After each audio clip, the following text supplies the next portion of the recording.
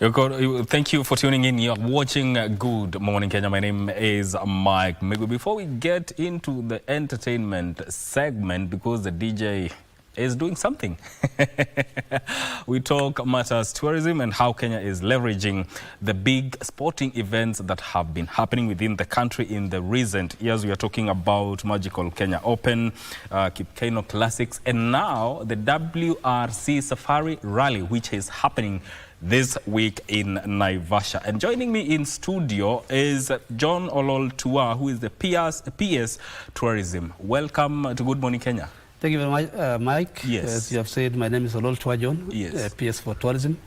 I want to take this opportunity to appreciate KBC for giving me this opportunity to be able to talk about the role of sports and particularly the World Rally Championships. Yes. In promoting tourism in the country, and therefore I'm happy to be here. Thank you. Indeed. Let's get into it. Now, of course, the last few years, Kenya has hosted mega sporting events and international sports. Yes. So how does tourism seek to take advantage of these events to build on tourist arrivals?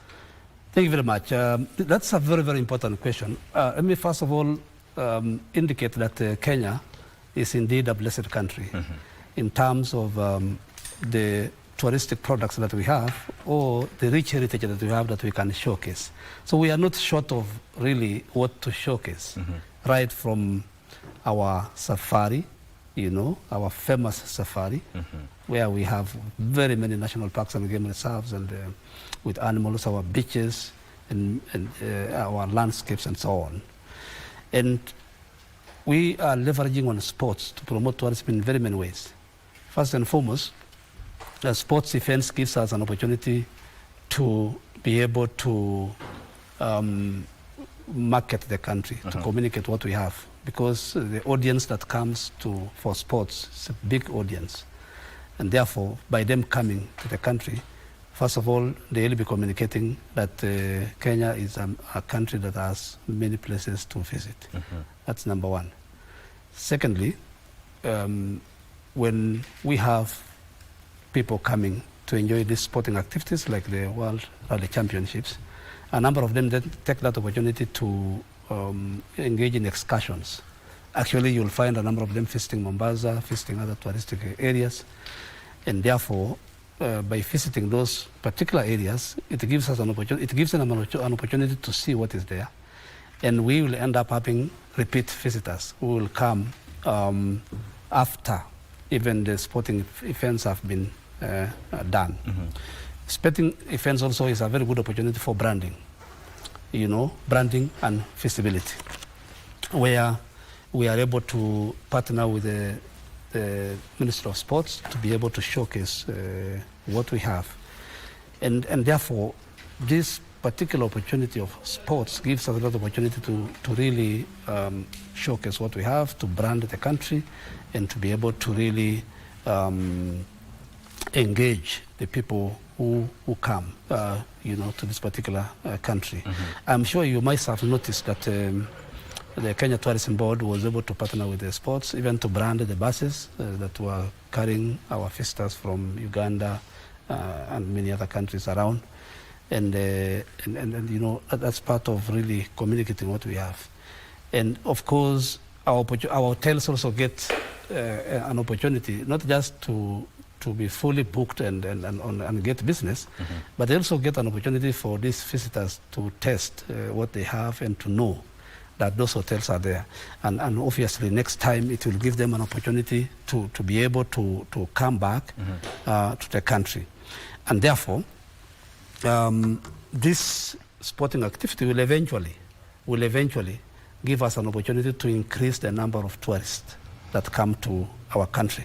Because as you know, when we talk about tourists, it's not just those who are coming for adventure. Actually, we have business tourists, those people who come for business. We have medical tourists, those who come for medical treatment. We also have those who come for training, right? Maybe for educational purposes. There are those who come for religious purposes, and they also form that part and parcel of the of the tourists. There are those who come for research, right? Those who want to come and research and so on, and they're part on. But there are also those that now come for sports. And that's why when we have these sporting activities like the World Rally Championships, the Magical Kenya Open, the Kipkeino Classics, our marathons, because we have the Lewa marathons and others, which normally attract people all over. Of course, our marathons. Kenya is a well-known country for marathon, and therefore, this is a very good opportunity that really, when our visitors come, because we have very many countries participating in such kind of championships, that explains that it gives a very good opportunity really to showcase what probably would have been very difficult to showcase. Now, yes. Does it also speak to the level of confidence in Kenya as a high-profile tourism destination and also a high-profile sporting destination? Oh, Mike, you are very right. First of all, the fact that Kenya is able to host these events, first of all, proves on its organizational capability. I mean, it explains a lot. Not very many countries, for example, can host very big events. So first of all, it gives an opportunity to show that Kenya is ready. It's able, it's capable, it has the organizational ability and the infrastructure to be able to host these sporting events. Secondly, it gives confidence that this is a peaceful country. This is a country that when you come, you are safe, you enjoy, and it gives that confidence that it's a country of hospitable people. Because you see, even if you have the infrastructure, you have the security, you have the peace, but even the hospitality itself, the warm welcome by our cultural dancers, the warm welcome by the Kenyan people, who by very high standards to say, are really very recognized for their warmth. Yeah. So it gives that particular confidence and that Kenya is the place to go. And by the way, if you have that confidence through the sporting events, then you will attract investors also, confidence in investment, confidence in leisure, coming to enjoy and to be able to see what the country has. And therefore, it's, as you have said, yes, sports speaks a lot about the confidence of this particular destination. And that's why we will keep on, as Ministry of Tourism and Wildlife. And by the way, let me convey the greetings of my my Honorable Minister, yes, Mheshimiwa Rebecca Miano, who actually has really done a lot in trying to ensure that the vision that we have been given by the torchbearer, His Excellency the President, yes, to be able to transform this country into a globally competitive tourist destination, and to ensure that we build the products, we identify, we map the products, we build them, and we market them, and it's done. And therefore, just yesterday she told me to really send the greetings, yes, and of course to welcome the world to come to the World Rally Championships, yes, yes, and to use that opportunity to learn more about Kenya and to visit our beautiful touristic greetings. site. Greetings well received. Thank and you. Once you see her, pass our regards. Thank you, I will. Now, lately, the Ministry of Tourism has focused on sports in its marketing strategy. Maybe you could tell us the idea behind it and how you're leveraging now events like WRC to boost tourism. Thank you very much. Maybe before even I say how we have leveraged, I think there are some three key points I wanted to mention which I left out. First of all, these sporting activities create business. Actually, if you go to Naivasha and its environment, all the way to Nakuru, and even to Maimayu and all other areas, actually all the hotels are fully booked. And I think even up to Nairobi here. So the sporting events create an opportunity for business. And when you create opportunity for business, you also create even temporary employment. A number of these, a number of youths are currently being engaged just because of the World Rally Championships or the Safari Rally. And anytime we have a big event, you'll have a number of young people under temporary employment.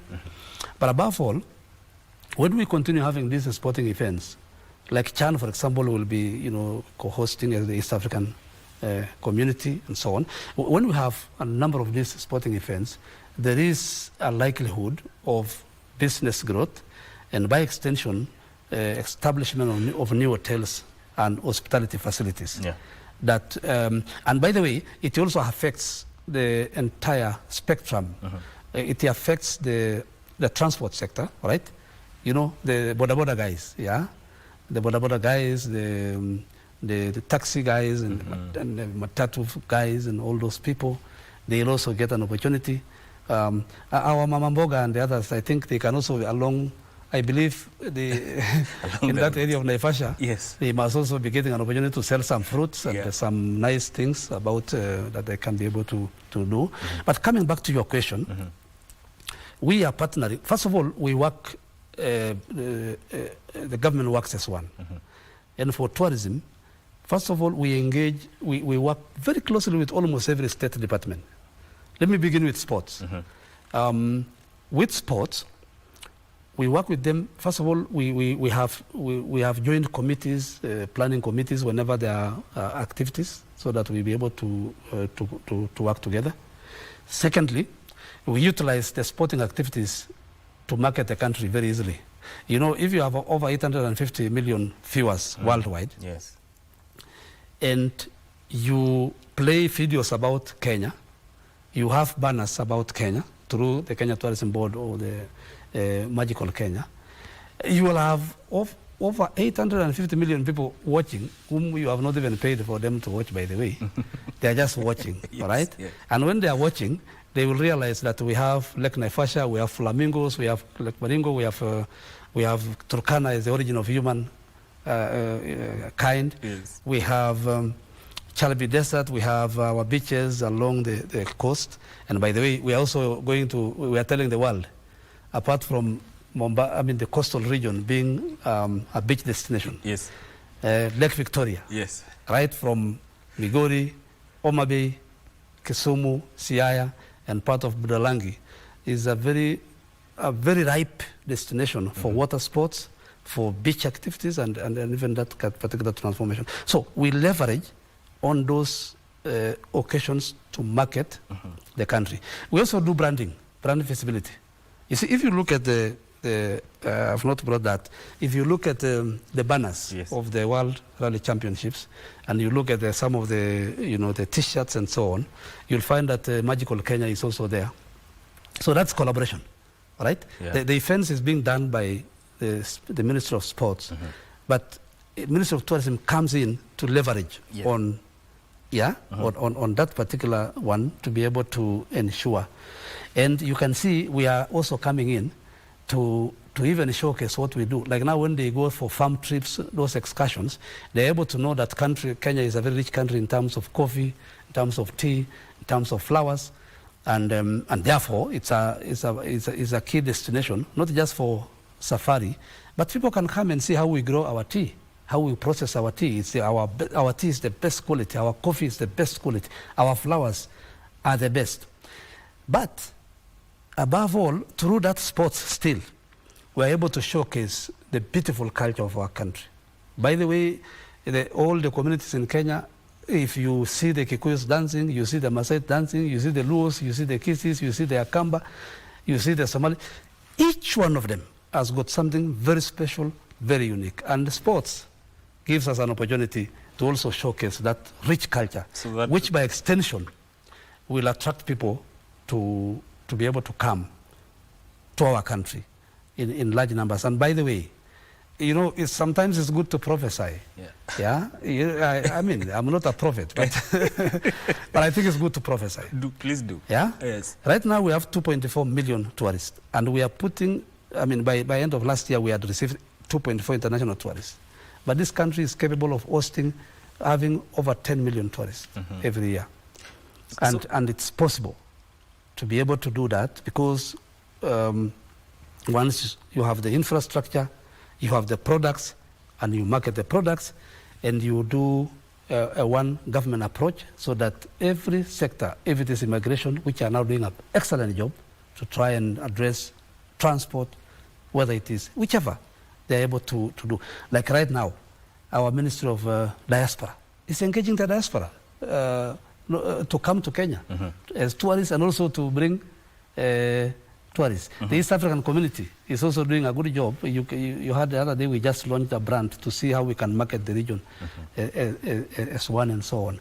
And therefore I think it is possible and it can be done. So the idea behind using sports is the ripple effect it creates, which now touches on other sectors. Yes, it's the ripple effect that it creates, because first of all you get the brand visibility where you use it to market, all right? It also gives you an opportunity even to investment, business, and therefore it will have a ripple effect on all the other sectors. But it gives us that opportunity to really market the country, to brand, to market, to brand, and to showcase, and to be able to tell the world what we have.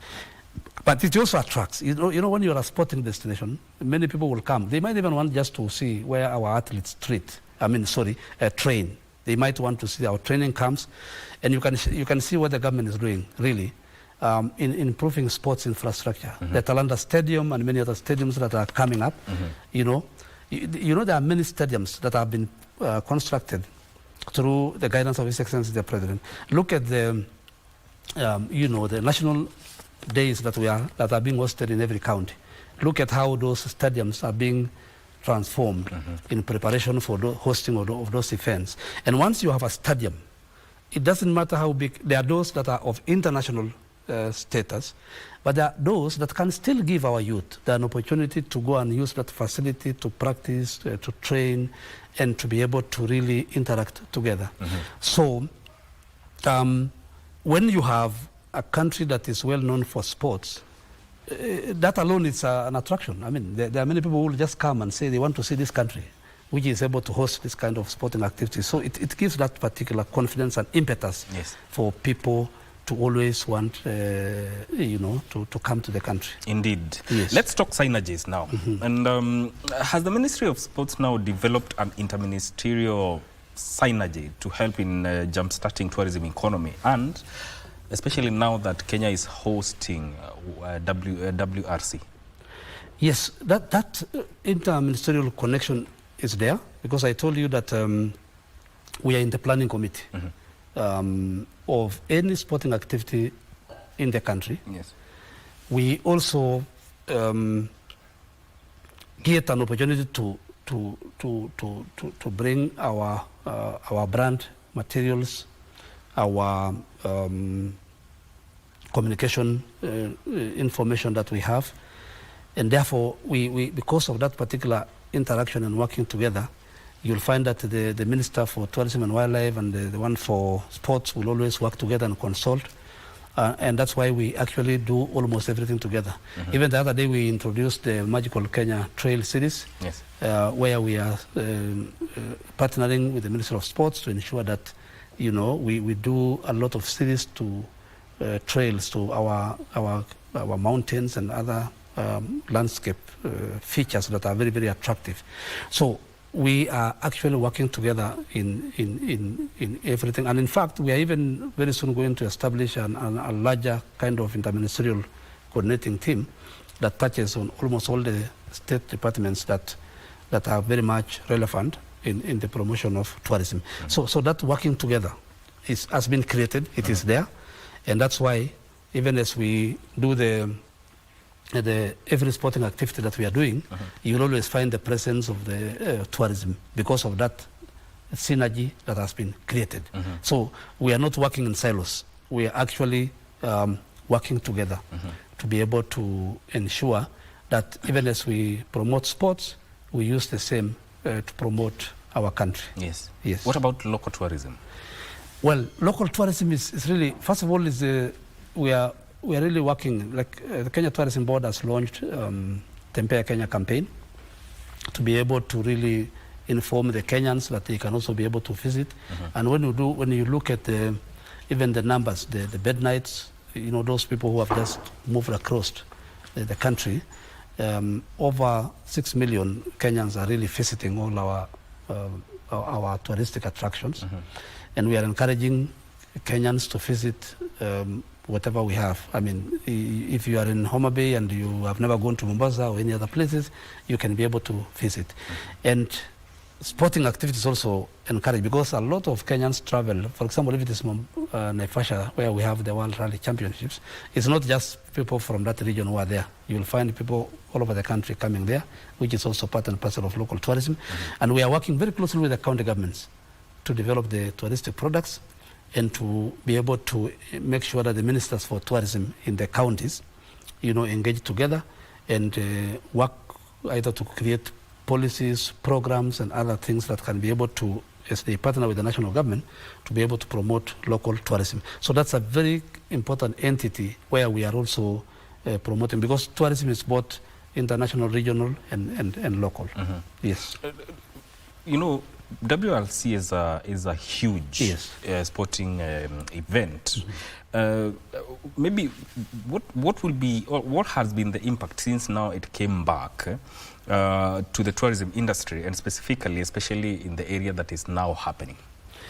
The impact is very big because, first of all, I indicated earlier that the economy, the impact it has in the economy, first of all, is very big, because when you have thousands of people, enthusiasts and the sports people themselves coming to the country, of course you impact on the economy.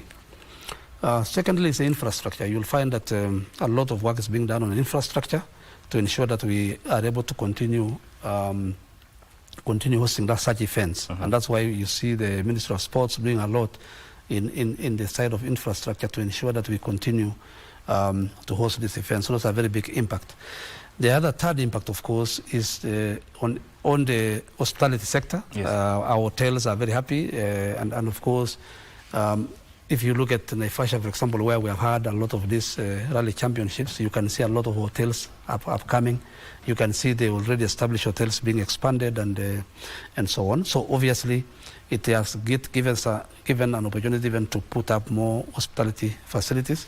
I also indicated that it's a form of creation of employment for the young people, because every time we have those sporting events, we will be able to have an opportunity to create employment, be it permanent or casual or temporary. But I also want to add my voice that really the numbers we are talking about is sports also is a big contributor.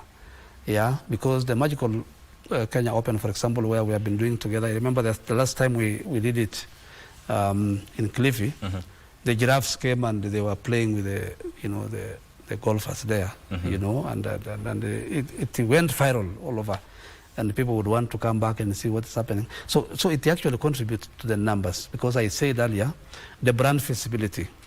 When people are watching sports worldwide, they are also watching what Kenya offers, what Kenya has, and obviously people will come back. I want to give you an example. Coca-Cola is a big brand, and they market. They keep on marketing, even though it's a very big brand, because people believe in seeing and hearing. So really, when you have the sporting activities like the World Rally Championships, and we, they speak about Kenya, they say what they have seen. When people see all out there what through the sports, they'll come. You'll find some even, you can see something just being marketed, and when you see it severally, you'll say, no, I think I want to go and see what is this. So these sporting activities will give us a very good opportunity. And the good thing about Kenya is that we don't lack what to showcase. Sometimes you can scratch your head wondering what what you are supposed to showcase. But for Kenya, honestly speaking, even if you are to even just try to visit the national parks and game reserves, you'll take a very long, many months to even cover them. Leave alone now when you want to visit all the forests, all the landscapes like the Rift Valley and so on. All the museums that we have in the country, all the heritage sites like Mombasa, Old Town, Fort Jesus, and of course Kenyatta House, and currently Turkana, that area where all of us originated, Kalbi Desert. Even if you try just to visit even the heritage sites alone, some countries have only one, and they will show you that only two, and even if you stay there for 1 week, you have nothing else to see. Yeah. But even if you wanted to go for the agricultural sites and visit all over, you will take ages to finish even whatever you want to see. If you want to to see ecotourism, you want to see our eco lodges, our beautiful hotels, and so on, you'll take ages to cover them.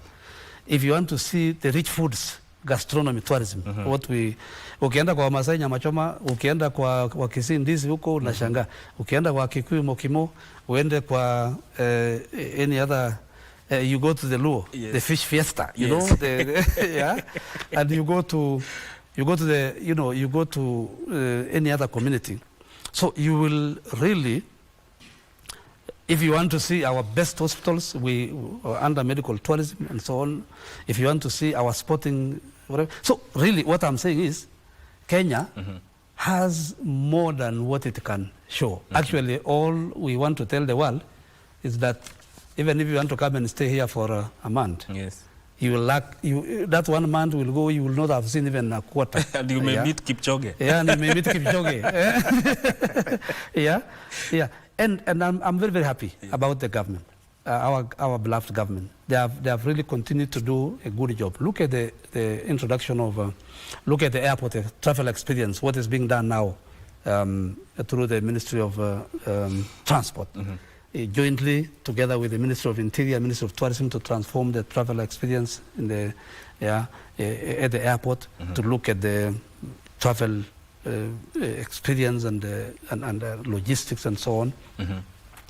And the kind of support that the government is giving to ensure that the sector flourishes, yes, and that we boost the confidence of the world, to be able to come to Kenya. And that's why we have been hosting so many big, huge conferences. Yes. The Africa Climate Summit, the Youth Connect Summit, and also we have very high-ranking officials coming around. Yeah. They don't just come; they come because the government is really the one that is portraying that wonderful image of the country, yeah, and then making the people to come. And the more they come, yeah, right, the more they come, the more the number of tourists, the more investment, the more employment, the more good things that we can have as a country. How do you think, as we come to a close, how do you think sporting event like the WRC now has helped Kenya into penetrating regional markets? Yes, this is a very good question. First of all, if you look at the World Rally Championship, the countries that are participating are quite many. And what happens normally, even during the preparation, even before you come to the competition, during the preparations, there is a lot of engagement.